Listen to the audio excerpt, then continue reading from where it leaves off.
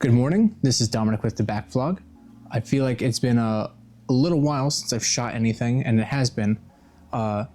So with what I'm about to talk about today, I'm going to try my best to relay my thoughts of it, because it's been a little while since I actually, read this. So recently I finished Carl Jung's The Red Book. This is one of the most dense things I have ever read. And I'm now joined by Robin. This thing was multiple months of me falling in and out of reading this. And also, I've been kind of like seeking this for a few years now. And when I found it, I was like, that's really sick. My first exposure to this was the implication that it was present in Stanley Kubrick's The Shining. And it's really interesting because whenever, The Shining came out, that was all the way back in '79. And the Red Book, Carl Jung's Red Book, at that point in time was like, it had like a legendary mythical status. Like, people knew that it existed, but nobody has ever read it other than him and maybe a few colleagues or family members or anyone.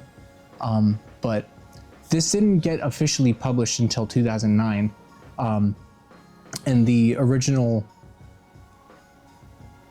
format that it was published in was emulating the massive, like, table-sized book that Carl Jung was originally writing all of his notes and everything in.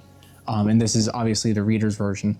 Given the psychological nature of The Shining, and not really to get into it, but also how it relates to Carl Jung's writings of, the subconscious and archetypes and whatnot. It is really interesting to consider Stanley Kubrick kind of taking inspiration from Carl Jung's ideas and kind of like incorporating it into The Shining. Essentially what the Red Book is basically just like a smart person's dream journal. Each chapter is basically a dream that Carl Jung has, and the way that he relays it is so vivid and surreal. And like the first like section of those chapters would be like his dream, and then there would be like the second section with like his interpretation and comments and everything.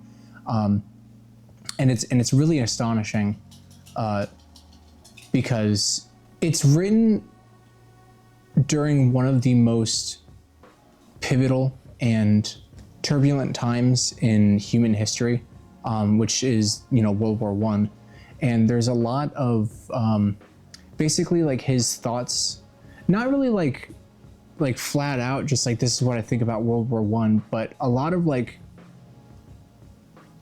what he is feeling about this situation and how it's kind of like being presented to himself, like in his dreams, like through his subconscious. And I think that's really, really interesting. There's actually like a lot of connections that Jung has to Stoicism, specifically like what I know of like Aurelius's not teachings, but like writings, because that's really the only Stoicism I've kind of delved into. But there's a lot of him talking about the uncontrollable nature of events, but the control that a person has over how they perceive and react to those events. I think that's really interesting. His views on death and good and evil and God is really interesting. He has a unique way of like viewing those concepts. And if I remember correctly, like he delves into like a lot of like the paradoxical nature between the relationship of God and man. And I think that's really interesting how, one thing he's talking about is how, without man, there can be no God, but without God, there can be no man, and how like those things are kind of like interchangeable. Well, not interchangeable, but like interdependent. I don't know. I thought it was really interesting. I'm stumbling very, very hard over this because it is, like I said, incredibly dense, and it also has been like close to a month since I finished it.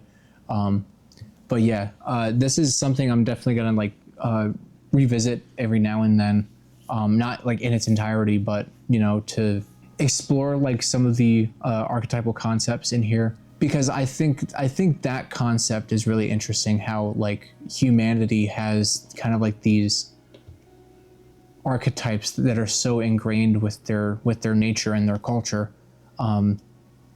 You know, like how you have just like the like generic kind of like the wise sage, or the hardy brute, or the you know, the concept of the red one or the devil, and just like all these things that are at first glance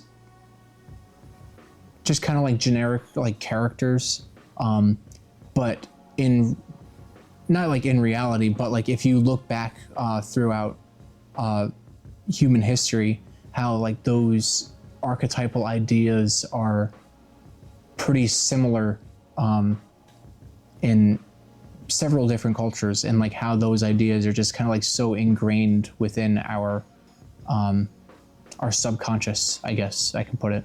I just think it's really interesting. Yeah, the Red Book, you know, you really have to know what you're getting into. Frankly, I don't know if I knew what I was getting into, but I don't regret reading this, and I'm not going to regret revisiting this when the time suits itself.